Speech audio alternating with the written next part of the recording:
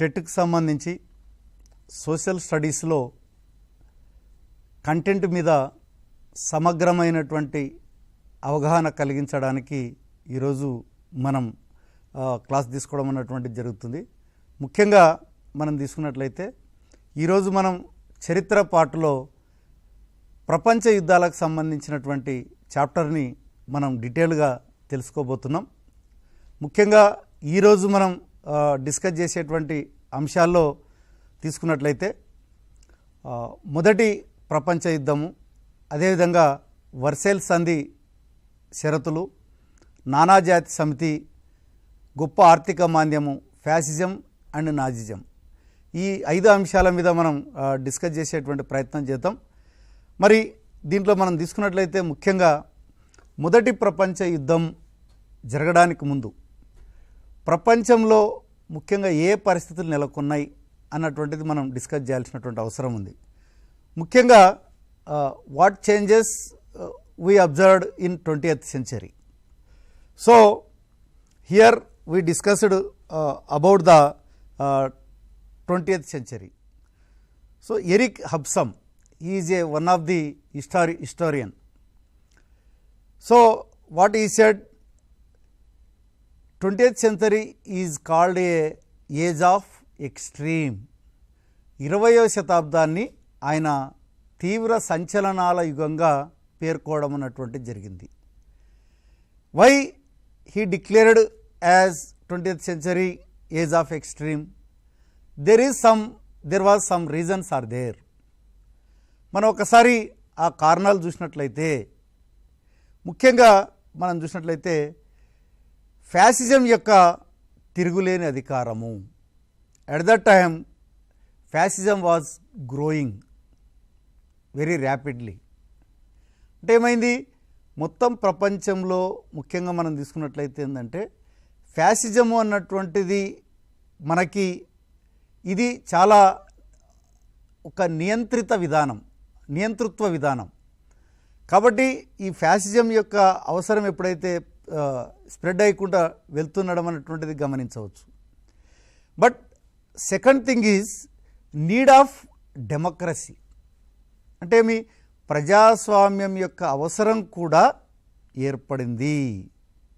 ముఖ్యంగా మనం తీసుకున్నట్లయితే వీళ్ళు ఎప్పుడైతే ఈ యొక్క ఫ్యాసిస్టులు ఇతర ప్రజల పట్ల ద్వేషం పెంచుకుంటున్నారో, అదేవిధంగా వాళ్ళ యొక్క పోకడలన్నీ కూడా నియంతృత్వంగా ఉన్నాయో, అప్పుడే వీ నీడ్ డెమోక్రటిక్ సిస్టమ్.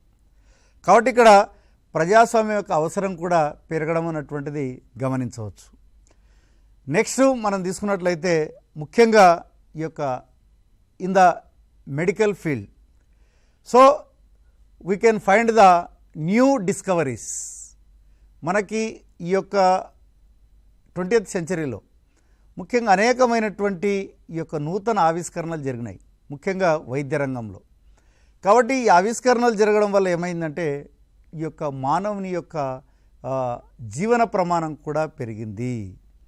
కాబట్టి ఇక్కడ మనం గమనించాల్సినటువంటి అంశం ఏంటంటే, ఎప్పుడైతే జీవన ప్రమాణం పెరగడం మొదలైందో ఆటోమేటిక్గా లైఫ్ ఎక్స్పెక్టెన్సీ అనేటువంటిది పెరిగింది. కాబట్టి మనకి ఈ యొక్క రంగం చాలా ముఖ్యంగా అనిపించింది. అలాగే మనం చూసినట్లయితే లిటరసీ రేట్ ఆల్సో ఇంక్రీజ్డ్. అక్షరాస్యత శాతం కూడా బాగా పెరిగింది. అంటే ముఖ్యంగా మనం గమనించాల్సింది ఏంది, ఈ 20th centuryలో లిటరసీ రేట్ వాజ్ ఇంక్రీజ్డ్. దీనివల్ల ఏమైంది, అనేకమైనటువంటి బుక్స్ చదవడం మొదలుపెట్టినారు, కొత్త కొత్త విషయాలు తెలుసుకోవడం అన్నటువంటిది మొదలుపెట్టడం అన్నటువంటిది జరిగింది. అలాగే సినిమా వంటి కొత్త కళారూపాలు కూడా ప్రాచుర్యంలోకి వచ్చినాయి. కాబట్టి సో సినిమా ఎప్పుడైతే వచ్చిందో ఆటోమేటిక్గా it reached to common people. అంటే సామాన్య ప్రజలకి ఇది దగ్గర కావడం అన్నటువంటిది కూడా మనందరికి తెలిసినటువంటి విషయం. అట్లాగే విజ్ఞాన శాస్త్రంలో కూడా ముఖ్యంగా జీవం పుట్టుక గురించి, అణువుల గురించి ఆవిష్కరణలు జరగడం అన్నటువంటిది కూడా జరిగింది. కాబట్టి మనం చూసినట్లయితే అబౌట్ లైఫ్ అండ్ ఆటమ్స్ మనం we have to see in the science. So ఇవన్నిటి కారణాలు, ఇవన్నీ కూడా చేంజెస్ 20th సెంచరీలో అబ్జర్వ్ చేయడం వల్ల ఎరిక్ అబ్సమ్ ఏమన్నాడంటే ఈ యొక్క 20వ శతాబ్దాన్ని తీవ్ర సంచలనాల యుగంగా చెప్పడం అన్నటువంటిది జరిగింది. అంటే first we have to know the what changes occurred in the during the 20th century. అంటే మనకి ఇక్కడ 20వ శతాబ్దంలో ఏ మార్పులు వచ్చినాయన్నటువంటిది ఖచ్చితంగా తెలుసుకోవాల్సినటువంటి అవసరం ఉంది. ఇప్పుడు మనకి ఉదాహరణకి కొన్ని ప్రశ్నలు కూడా మనం తెలుసుకునేటువంటి ప్రయత్నం చేద్దాం. ముఖ్యంగా దీంట్లో ఒకసారి గమనించండి మీరు తెర మీద ప్రశ్నలు. 20వ శతాబ్దాన్ని తీవ్ర సంచలన యుగంగా పేర్కొన్న చరిత్రకారుడు డబ్ల్యూ ఫిషర్, రాబర్ట్ రే, ఎరిక్ అబ్సమ్, హిట్లర్. సో మనకి కరెక్ట్ సమాధానం మనం ఈ డిస్కషన్ తర్వాత ఆటోమేటిక్గా మీకు వచ్చేసింది. ఎరిక్ అబ్సమ్ అన్నటువంటిది కరెక్ట్ సమాధానంగా చెప్పుకోవచ్చు. Why who 20th century is called age of extreme. And again second question is there. 20వ శతాబ్దాన్ని తీవ్ర సంచలనాల యుగంగా పిలవడానికి గల కారణం ఏంది అంటే ఇప్పుడు మనం కారణం ఎప్పుడు రాయగలుగుతాం? First we have to know the reasons why we called as age of extreme. So ఇక్కడ మీరు గమనించండి ఆప్షన్స్. ఫ్యాసిజం యొక్క తిరుగులేని అధికారం, అక్షరాస్యత శాతం పెరగడం, యుఎస్ఎస్ఆర్ ఉదార ప్రజాస్వామ్యాన్ని అనుసరించడం, ప్రజాస్వామ్యం యొక్క అవసరం పెరగడము. అంటే ఇక్కడ మీరు గమనించినట్లయితే దీంట్లో మరి ఆన్సర్ ఏంది అంటే ఇక్కడ ఇది మనం చూసినట్లయితే 20వ శతాబ్దాన్ని తీవ్ర సంచలన యుగంగా పిలవడానికి కారణం కానిది. బహుశా ఇక్కడ కొంచెం మిస్టేక్ పడింది, మీరు గమనించాలి. కారణం కానిది ఈ మూడు కారణాలే. ఏది? ఫ్యాసిజం యొక్క తిరుగులేని అధికారం, అక్షరాస్యత శాతం పెరగడం, ప్రజాస్వామ్యం యొక్క అవసరం కూడా పెరగడం అన్నటువంటిది కారణం. మరి యుఎస్ఎస్ఆర్ ఉదార ప్రజాస్వామ్యాన్ని అనుసరించడం అన్నటువంటిది రాంగ్. యాక్చువల్గా అయితే మరి యుఎస్ఎస్ఆర్ ఏమనుసరించింది అంటే సోషలిజం, కమ్యూనిజాన్ని అనుసరించడం అన్నటువంటిది జరిగింది. ఉదార ప్రజాస్వామ్యాన్ని ఏ దేశం అనుసరించింది అంటే అమెరికా దేశం అనుసరించడం అన్నటువంటిది జరిగింది. కాబట్టి ఇక్కడ మనం దాన్ని తప్పుగా ఇవ్వడం అన్నటువంటిది జరిగింది. కాబట్టి 20వ శతాబ్దాన్ని తీవ్ర సంచలన యుగంగా పిలవడానికి గల కారణం కానిది అనేటువంటిది గమనించాల్సిందిగా కోరుతున్నాను. అట్లాగే మనం నెక్స్ట్ తీసుకున్నట్లయితే మనకి ఈ యొక్క గమనించండి, ప్రపంచ యుద్ధాలకు గల కారణాలు ఏమిటి? ఇది చాలా ఇంపార్టెంట్. ఇది ముఖ్యంగా మొదటి ప్రపంచ యుద్ధానికి గల కారణాలు ఏమిటి అన్నటువంటిది కూడా మనం we have to know in depth also. So the first one is దురహంకారపూరిత జాతీయవాదము, అంటే aggressive nationalism. Second one is సామ్రాజ్యవాదము, అంటే ఇంపీరియలిజం. అట్లాగే మూడవది రహస్య ఒప్పందాలు, సీక్రెట్ అలయన్సెస్. నాలుగవది సైనికవాదము, అంటే మిలిటరిజము. ఐదవది మనం తీసుకున్నట్లయితే బాల్కాన్ పాలిటిక్స్, అంటే బాల్కాన్ ఒప్పందాలు. ఆరవది మనకి immediate cause of world war. So now we will discuss in detail these reasons. First we have to discuss about aggressive nationalism, దురంకారపూరిత జాతీయత వాదము. ముఖ్యంగా what we discussed in this heading, you know, nationalism is a positive thing. అంటే మనకి ప్రతి దేశ పౌరుడు కూడా nationalism అనేటువంటిది ఉండాలి. అంటే యాజ్ ఏ భారతీయుడుగా మనకు మన దేశం పట్ల ప్రేమ ఖచ్చితంగా ఉండాలి. కానీ at a same time you don't hesitate other countries or other people. అంటే మనం ఎప్పుడు కూడా మన దేశం పట్ల ప్రేమ ఉండాలా, కానీ ఇతర దేశాల పట్ల కానివ్వండి, ఇతర దేశాల పౌరుల పట్ల కానివ్వండి, ఎప్పుడు కూడా అసహనం అన్నటువంటిది ఉండకూడదు. కానీ ఈ యొక్క ఫ్యాసిస్టులు, ముఖ్యంగా జర్మనీలో, ఇటలీలో లాంటి దేశాల్లో ఏం చేసినారంటే వాళ్ళు వాళ్ళ దేశం పౌరులో ఒక రకమైనటువంటి విషాన్ని నింపడం అన్నటువంటిది జరిగింది. అంటే వీ పీపుల్ ఆర్ చాలా చాలా ఉత్తమమైనటువంటి వాళ్ళం. మనం ప్రపంచాన్ని ఏలేటువంటి శక్తి మనకు మాత్రమే ఉంది అని చెప్పి హిట్లర్ వాళ్ళ దేశ పౌరులను రెచ్చగొట్టడం అన్నటువంటిది జరిగింది. దాంతో ఏమైందంటే జర్మనీ ప్రజల్లో మేము ప్రపంచాన్ని జయించాలన్నటువంటి ఒక కోరికను రగిల్చడం అన్నటువంటిది జరిగింది. దాంతో ఏమైందంటే ఈ యొక్క ప్రజలు ఎప్పుడెప్పుడా యుద్ధం కొరకు వెళ్ళాలి అన్నటువంటి ఒక బలమైనటువంటి కోరికను ఈ ఫ్యాసిస్టులు ప్రజల్లో నింపడం అన్నటువంటిది జరిగింది. So this is the one of the reason. Second one is imperialism, సామ్రాజ్యవాదం. ముఖ్యంగా మనం చూసినట్లయితే మనకు తెలుసు, మొట్టమొదట రవి అస్తమించని సామ్రాజ్యాన్ని స్థాపించినటువంటి దేశం బ్రిటన్. ఎందుకు రవి అస్తమించని సామ్రాజ్యం అని పిలిచారు అనంటే, మనకి సూర్యుడు ఎక్కడ ఆ యొక్క సూర్యోదయం అయినప్పటికీ కూడా ఆ దేశం ఖచ్చితంగా అది ఈ యొక్క బ్రిటన్ యొక్క వలస దేశం అయి ఉంటుందన్నట్టు. అంటే అది ఆఫ్రికా ఖండం కావచ్చు, ఆసియా ఖండం కావచ్చు, దక్షిణ అమెరికా కావచ్చు, అన్ని ఖండాల్లో కూడా, ఈవెన్ అమెరికా, ఉత్తర అమెరికా కావచ్చు, అన్ని ఖండాల్లో కూడా ఈ యొక్క బ్రిటన్ వలసలు ఉండడం అన్నటువంటిది మనం చూస్తున్నాం. కాబట్టి ఇది మొత్తం ప్రపంచంలో అనేక దేశాలలో వలసలను స్థాపించడం అన్నటువంటిది జరిగింది. కానీ ఎందుకు ఈ వలసలను ఏర్పాటు చేసుకున్నారు?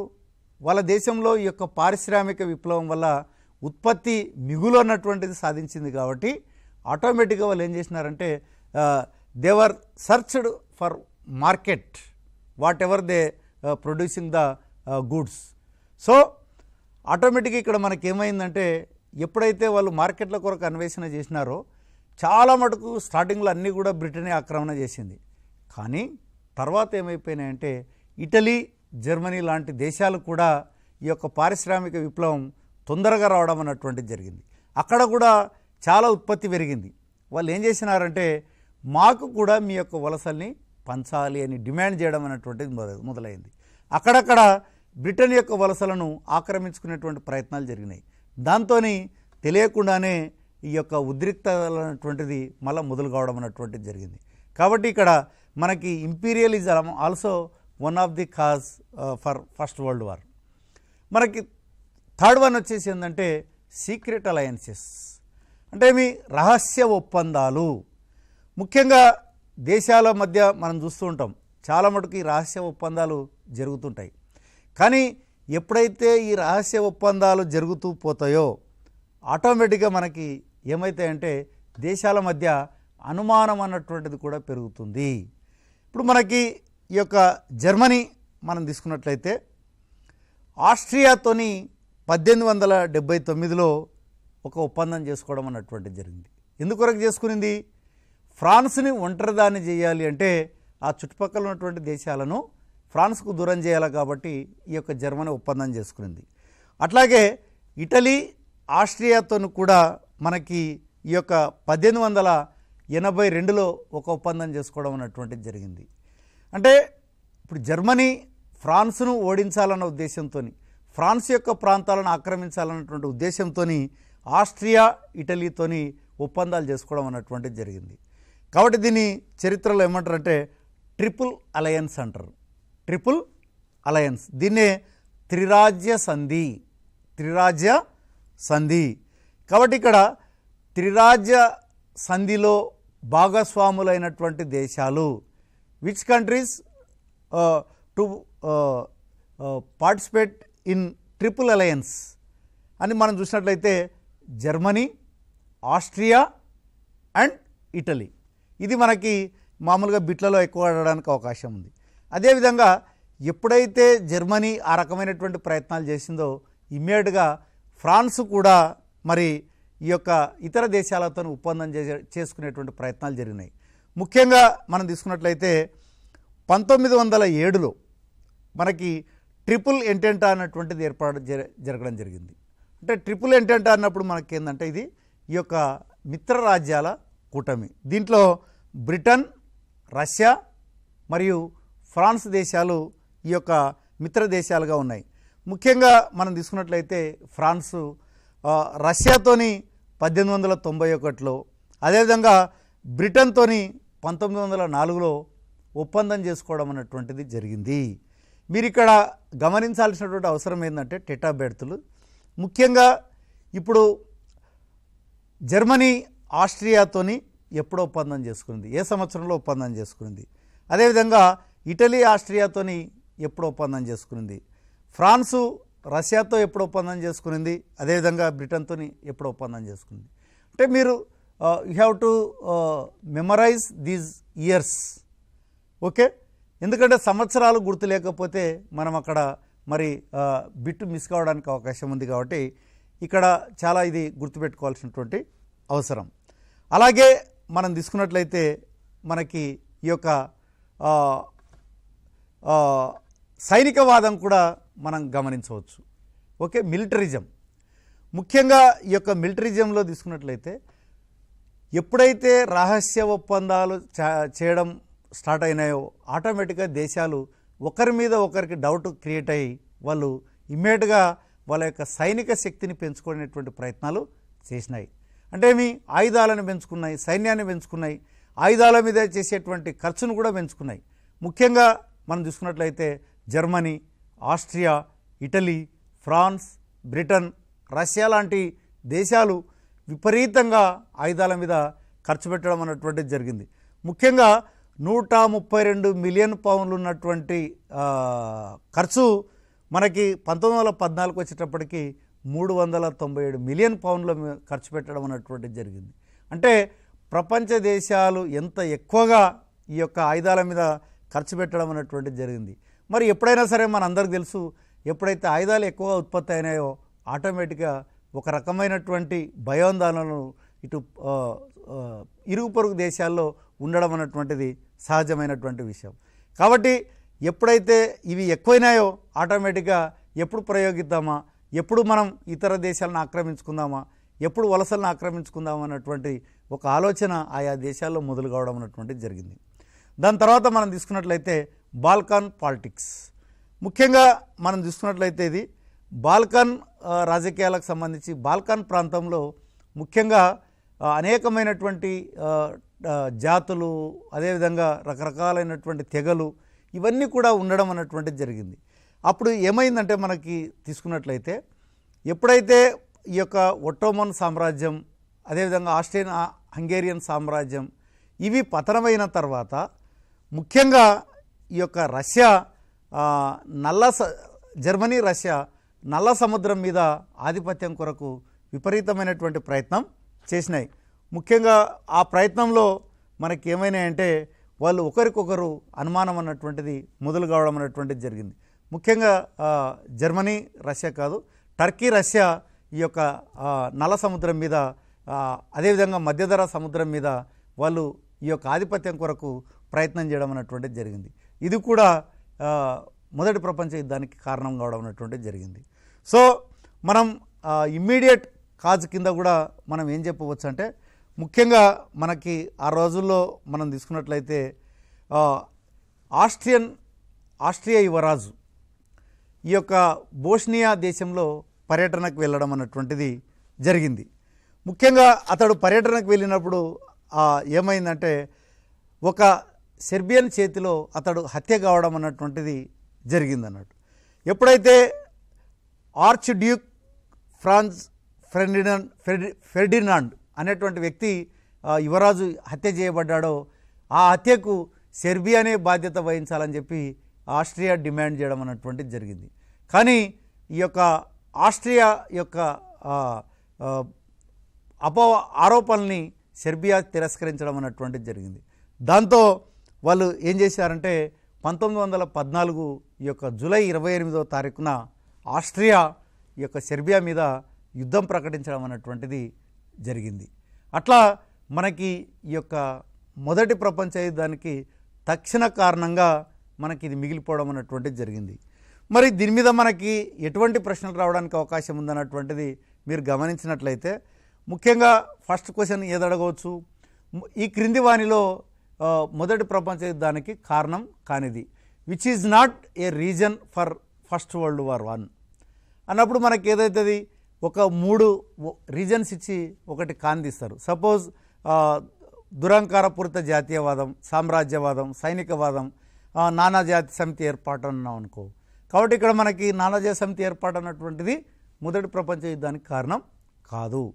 అంటే టెట్ అభ్యర్థులు ఏంటంటే ఇక్కడ మనం గమనించాల్సింది ఏంటంటే ఏదైతే కంటెంట్ మనం ఉందో దాని మీద పూర్తి అవగాహన కల్పించినట్లయితే ఈ అంశం మీద ఎటువంటి ప్రశ్న అడిగినా కూడా మీరు సమాధానం రాయడానికి అవకాశం ఉంది. ఇప్పుడు మీరు గమనించండి, ఈ క్రింది వానిలో మొదటి ప్రపంచ యుద్ధానికి కారణం కానిది బాల్కన్ రాజకీయాలు, సైనికవాదము, సామ్రాజ్యవాదము, నానాజాతి సమితి. మరి ఇక్కడ మనకి ఆన్సర్ ఏది? నానాజాతి సమితి. ఎందుకంటే మిగతా 3 కూడా మొదటి ప్రపంచ యుద్ధానికి కారణాలే. అట్లాగే త్రిరాజ్య సంధిలో గల దేశాలు ఏవి అన్నప్పుడు మనకి ఏవి మనకి త్రిరాజ్య సంధిలో ఉన్నాయన అనేటువంటిది మనకు తెలియాలి. అంటే ట్రిపుల్ అలయన్స్ కంట్రీస్ ఏవన్నటువంటిది మనకు తెలియాలి. ముఖ్యంగా మనం చూసినట్లయితే Austria, Italy, Germany, Italy, Russia, Britain, Russia, Britain, France, Britain, Austria, Russia. మరి దీనిలో కరెక్ట్ సమాధానం ఇప్పుడు మనం డిస్కస్ చేశాం కాబట్టి మీకు ఈజీగా తెలిసిపోయింది. Austria, Italy, Germany. అంటే ఈ 3 దేశాలు కూడా ఏంటంటే ఈ యొక్క ట్రిపుల్ అలయన్స్ కంట్రీస్గా ఏర్పడడం అన్నటువంటిది జరిగింది. మరి ఇక్కడ మనం గమనించినట్లయితే ముఖ్యంగా ఇంకొకటి కూడా గమనించండి, మొదటి ప్రపంచ యుద్ధానికి తక్షణ కారణము. మీరు గత టెట్ పేపర్లు గమనించినట్లయితే ఈ యొక్క రెండవ ప్రపంచ యుద్ధానికి తక్షణ కారణం ఏందని అడగడం కూడా జరిగింది. కాబట్టి ఇక్కడ మొదటి ప్రపంచ యుద్ధానికి తక్షణ కారణం మనం తీసుకున్నట్లయితే డాంజింగ్ రేవును జర్మనీకి అప్పగించడానికి పోలాండ్ అంగీకరించడం, ఆర్చిడ్యూక్ ఫ్రాన్స్ ఫెర్డినాండ్ బోస్నియన్ సెర్బ్ చేతిలో హత్య గావించడం, కొత్త పారిశ్రామిక శక్తుల వలస ప్రాంతాలను విభజించాలని కోరడం, రష్యా టర్కీలు నల్ల సముద్రంపై ఆధిపత్యం కొరకు ప్రయత్నం చేయడం. మీకు ఇక్కడ ఒక డౌట్ రావచ్చు, సరే కొత్త పారిశ్రామిక శక్తుల వలస ప్రాంతాలను విభజించాలని కోరడం, రష్యా టర్కీలు నల్ల సముద్రంపై ఆధిపత్యం కోసం ప్రయత్నించడం, ఇవి కూడా మొదటి ప్రపంచ యుద్ధానికి కారణాలే కదా అని. కానీ కారణాలే, కానీ అది తక్షణ కారణం కాదు.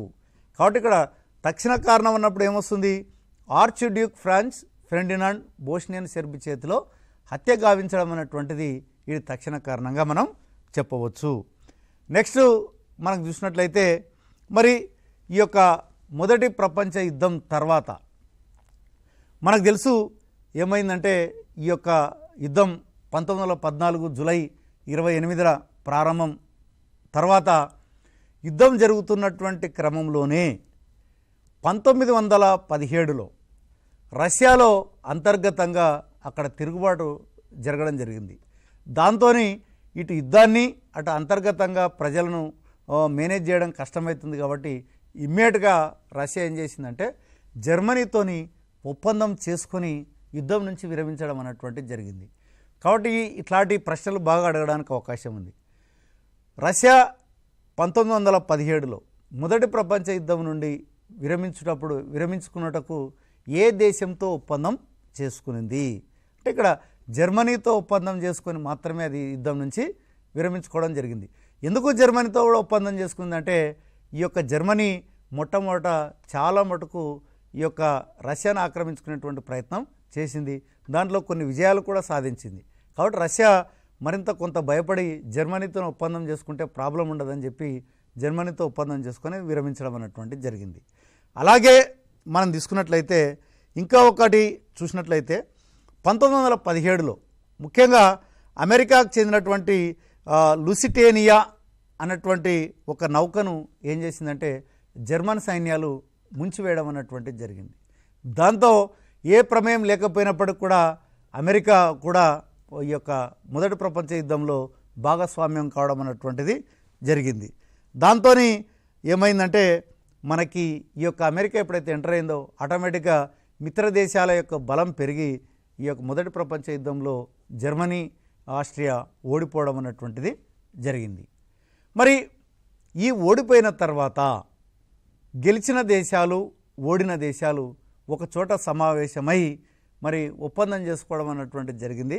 దాన్నే చరిత్రలో వర్సైల్స్ ఒప్పందము అని పిలుస్తారు. ముఖ్యంగా మనకి దీని మీద కూడా బిట్టి ఇట్లా అడగడానికి అవకాశం ఉంది. మొదటి ప్రపంచ యుద్ధం తర్వాత చేసుకున్న ఒప్పందం ఏది అంటే మనకి ఖచ్చితంగా ఈ విషయం తెలియాల్సినటువంటి అవసరం ఉంది. వర్సైల్స్ ఒప్పందము. మరి ఇక్కడ ఏమిటి వర్సైల్స్ ఒప్పందం? ముఖ్యంగా మనకు తెలుసు ఈ యొక్క ఫ్రాన్స్ రాజధాని అయినటువంటి ప్యారిస్లో మనకి ఒక అద్దాల భవనం అన్నటువంటిది ఉంటుంది. ఆ అద్దాల భవనం పేరే వర్సైల్స్. కాబట్టి మనకి ఆ అద్దాల భవనానికి ఉన్నటువంటి పేరు అక్కడ సమావేశమైనారు కాబట్టి దానికి వర్సైల్స్ ఒప్పందం అని పేరు రావడం అన్నటువంటిది జరిగింది. మరి ఇక్కడ ఎవరు సమావేశమైనారు అంటే యుద్ధంలో విజయం సాధించినటువంటి దేశాలన్నీ కూడా సమావేశమైనాయి. కానీ ఏదైతే యుద్ధంలో ప్రధాన పాత్ర పోషించిందో జర్మనీ దేశం, ఆ దేశాన్ని మాత్రం ఈ యొక్క వర్సైల్ ఒప్పందం చేసుకునేటప్పుడు పిలువలేదు. మరి ఇక్కడ ఏమైనాయి, బలవంతంగా ఈ యొక్క బ్రిటన్ కానీ దాని యొక్క మిత్ర దేశాలన్నీ కూడా ఓడిన దేశాలపైన బలవంతంగా కండిషన్స్ పెట్టడం అన్నటువంటిది జరిగింది. అదేవిధంగా ఆస్ట్రో హంగేరియన్ టర్కీ సామ్రాజ్యాలను విచ్ఛిన్నం చేసి చిన్న జాతీయ రాజ్యాలుగా విభజించడము.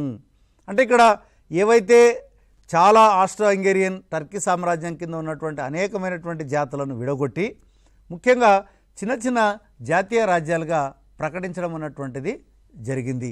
అది వాళ్ళ జాతి కావచ్చు, అదేవిధంగా వాళ్ళు మాట్లాడేటువంటి లాంగ్వేజ్ బేస్ చేసుకొని వాళ్ళు చిన్న రాజ్యాలుగా విడగొట్టడం అన్నటువంటిది జరిగింది. అదేవిధంగా జర్మన్ సామ్రాజ్యానికి కూడా వాళ్ళు అంతం పలికి ప్రజాస్వామ్య గణతంత్రం ఏర్పాటు చేయట. అంటే అప్పటి వరకు జర్మనీలో నియంతృత్వం ఉన్నటువంటి ప్రభుత్వాలు ఉన్నాయి కాబట్టి వాటినన్నింటి కూడా విచ్ఛిన్నం చేసేసి మరి ప్రజాస్వామ్య గణతంత్రం ప్రభుత్వాన్ని అక్కడ మిత్ర రాజ్యాలు ఏర్పాటు చేయాలని నిర్ణయించడం అన్నటువంటిది జరిగినాయి. అదేవిధంగా గెలిచిన దేశాలు ఓడిన దేశాల ఆఫ్రికా వలసలను పంచుకోవడం. అంటే ఇక్కడ ఆస్ట్రియా వలసలు కానివ్వండి, జర్మనీ వలసల్ని గెలిచిన దేశాలు ఏం చేసినాయంటే ఈ యొక్క పంచుకోవడం అన్నటువంటిది జరిగింది. అంటే ఏమి, ఆస్ట్రియా కానీ జర్మనీ కానీ ఆఫ్రికా ఖండంలో ఉన్నటువంటి తమ వలసల్ని వదులుకోవాల్సినటువంటి పరిస్థితి ఏర్పడింది. అదేవిధంగా మనం చూసినట్లయితే ఈ యొక్క వర్సైల్ సంధి ఫలితంగా ఏమైందంటే కొత్త దేశాలు ఏర్పాటు చేయడం జరిగింది. అంటే ఈ యొక్క దీని ఫలితాలు మీరు గమనించాల్సినటువంటి అవసరం ఉంది. అంటే వర్సైల్స్ ఒప్పందం ఫలితంగా వచ్చినటువంటి అంశాలు ఒక్కొక్కటిగా మనం గుర్తుపెట్టుకోవాల్సినటువంటి అవసరం ఉంది. ఇప్పుడు దీని మీద కూడా మనం క్వశ్చన్ రావచ్చు, ఏమని, వర్సైల్స్ ఒప్పందం జరిగిన తర్వాత ఏర్పడినటువంటి కొత్త దేశం ఏది, లేకుంటే ఈ క్రింది వాటిలో వర్సైల్స్ ఒప్పందం తర్వాత ఏర్పడినటువంటి కొత్త దేశం కానిది అని కూడా నెగిటివ్ మోడ్లో కూడా అడగడానికి అవకాశం ఉంది. ముఖ్యంగా Austria, Hungary, Yugoslavia, Czechoslovakia, Estonia, Finland ఇవన్నీ కూడా కొత్త దేశాలుగా అవతరించడం అన్నటువంటిది జరిగింది. కాబట్టి ఈ కొత్త దేశాలు ఎప్పుడు ఏర్పడినాయి? మొదటి ప్రపంచ యుద్ధం తర్వాత వర్సైల్ సంధి ఫలితంగా ఏర్పడినటువంటి దేశాలు. అట్లాగే మనకు తీసుకున్నట్లయితే జర్మనీపై ఆర్థికంగా భారీ జరిమానాలు విధించడం. వాస్తవంగా చెప్పాలంటే చరిత్రకారులు ఏం చెప్తారంటే, ఏదైతే మొదటి ప్రపంచ యుద్ధంలో ఓడిపోయినటువంటి జర్మనీ వర్సైల్ సంధి షరతులు చాలా బలంగా ఉండడం వల్ల ఇక్కడనే రెండవ ప్రపంచ యుద్ధానికి కూడా పునాదులు పన్నాయని కూడా చెప్పడం అన్నటువంటిది జరుగుతుంది. కాబట్టి జర్మనీ ఆర్థికంగా మొయ్యలేనంత భారాన్ని వీళ్ళు విధించడం అన్నటువంటిది జరిగింది. కాబట్టి అది ఒక రకంగా చేతులెత్తేసేటువంటి పరిస్థితి ఆ ఒప్పందంలోనే గమనించవచ్చు అన్నట్టు. ఇక నెక్స్ట్ మనం చూసినట్లయితే జర్మనీ భూభాగాలను ఫ్రాన్స్ ఇతర దేశాలకు అప్పగించడం అన్నటువంటిది జరిగింది. అంటే ఇక్కడ జర్మనీ ఇంతకుముందు ఆల్సెస్ లోరైన్ అన్నటువంటి ప్రాంతాలను ఫ్రాన్స్ ప్రాంతాలను ఈ యొక్క జర్మనీ ఆక్రమణ చేయడం జరిగింది.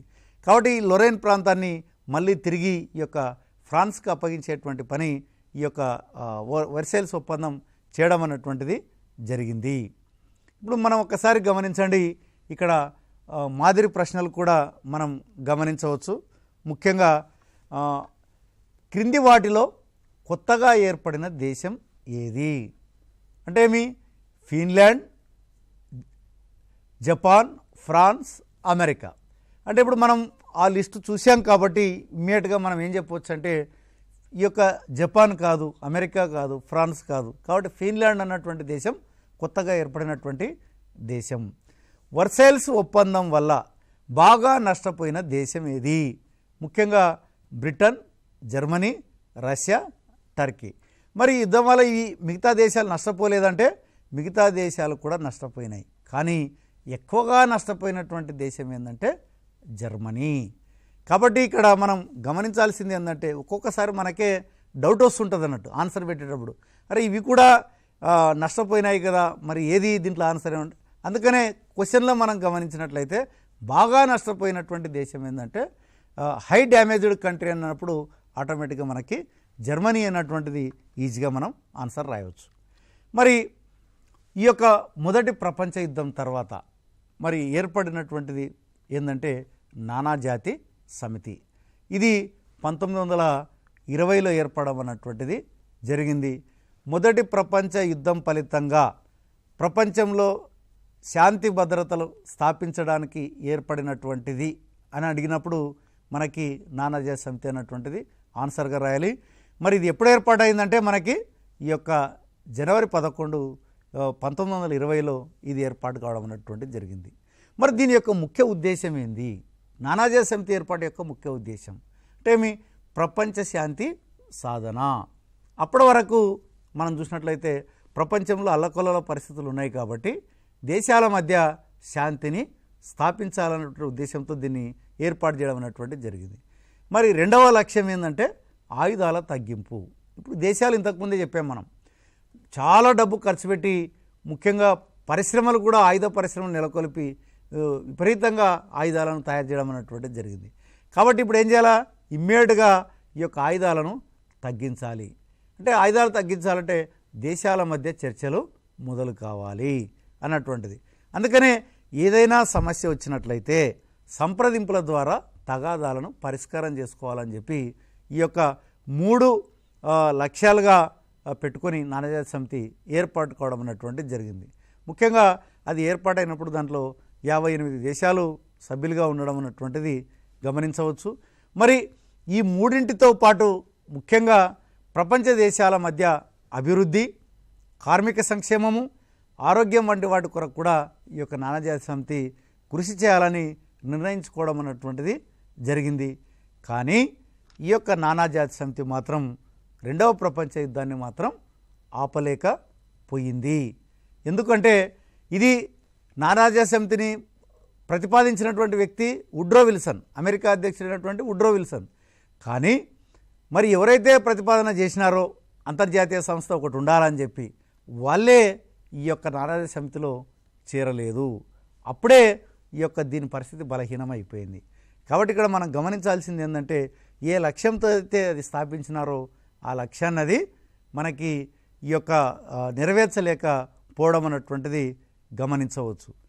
కాబట్టి ఈరోజు మనం ఈ యొక్క సెషన్లో మనం తీసుకున్నట్లయితే మొదటి 20వ శతాబ్దాన్ని సంచలనాల యుగంగా ఎందుకు పిలుస్తారు, అలాగే మొదటి ప్రపంచ యుద్ధ కారణాలు ఏమిటి, మొదటి ప్రపంచ యుద్ధం తర్వాత ఏర్పడినటువంటి వర్సైల్స్ సంధి షరతులు ఏమున్నాయి, అదేవిధంగా మొదటి ప్రపంచ యుద్ధం తర్వాత ఏర్పడినటువంటి అంతర్జాతీయ సంస్థ నానాజాతి సమితి గురించి మరి డీటెయిల్గా చర్చించడం అనేటువంటి జరిగింది.